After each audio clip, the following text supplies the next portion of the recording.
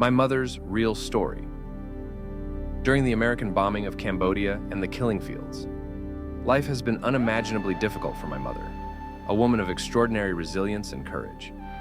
Born in 1949, she grew up in Cambodia during a turbulent era marked by war, foreign intervention, and eventual genocide. Her story is not only personal, but also reflects the suffering endured by countless Cambodians. Life during the American bombing campaign. In 1970, my mother married my father during the early years of the Cambodian Civil War. At that time, the Vietnam War had already spilled over into Cambodia. Under the administration of U.S. President Richard Nixon, Cambodia became a battleground for American forces seeking to disrupt communist supply lines. Between 1969 and 1973, over 2.7 million tons of bombs were dropped in Cambodia in a campaign known as Operation Menu. This was more than the total tonnage dropped by the Allies during World War II. The bombings killed an estimated 50,000 to 150,000 Cambodian civilians, displaced millions, and destroyed farmland and villages. This devastation played a significant role in destabilizing Cambodia and fueling the rise of the Khmer Rouge.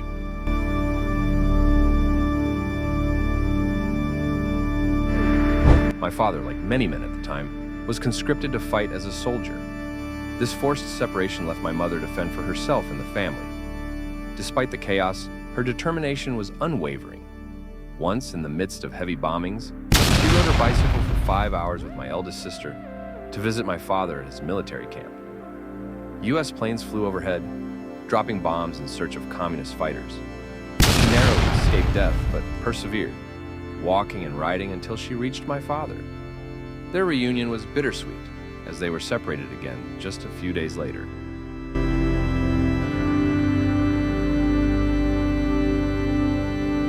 Surviving the killing fields.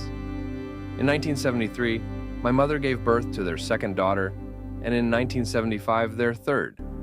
However, that same year marked the rise of the Khmer Rouge under Pol Pot, ushering in the darkest chapter of Cambodian history. The Khmer Rouge's regime sought to transform Cambodia into an agrarian socialist society, which led to the forced evacuation of cities, mass executions, starvation, and forced labor.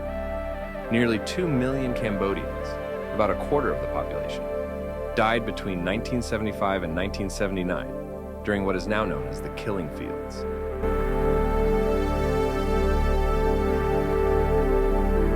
Life under the Khmer Rouge was marked by unimaginable suffering.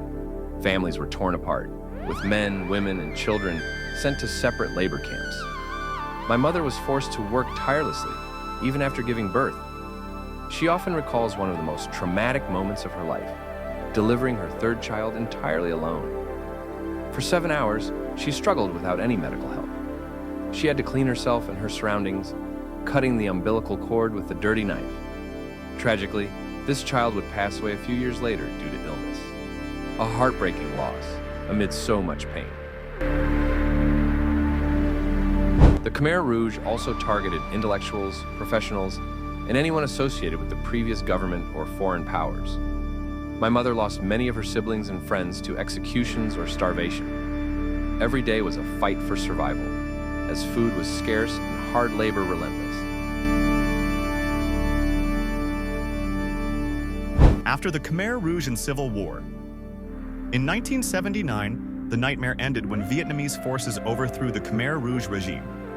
My mother finally returned to her hometown, where she reunited with my father. However, they discovered that many of their siblings and friends had perished. Although the Khmer Rouge was defeated, the Civil War continued, and life remained incredibly challenging. My parents had a total of 8 children, but one died shortly after birth due to illness. The remaining 7 of us grew up amidst the ongoing Civil War, which didn't officially end until 1998. Conclusion. I was born in 1981, during this period of continued conflict. My childhood was marked by the aftermath of the American bombings, the devastation of the Khmer Rouge era, and the ongoing instability of civil war. Despite these hardships, my mother's strength held our family together. Her story is a testament to the resilience of the Cambodian people. She survived the horrors of war, famine, and genocide, yet she fought to protect her children and ensure our survival. Through her struggles, she embodies the courage and determination of those who endured one of the darkest periods in human history. Thank you for watching this video about my mother's incredible journey of survival. The next video will share my father's life story and the challenges he faced during these same difficult times. Stay tuned.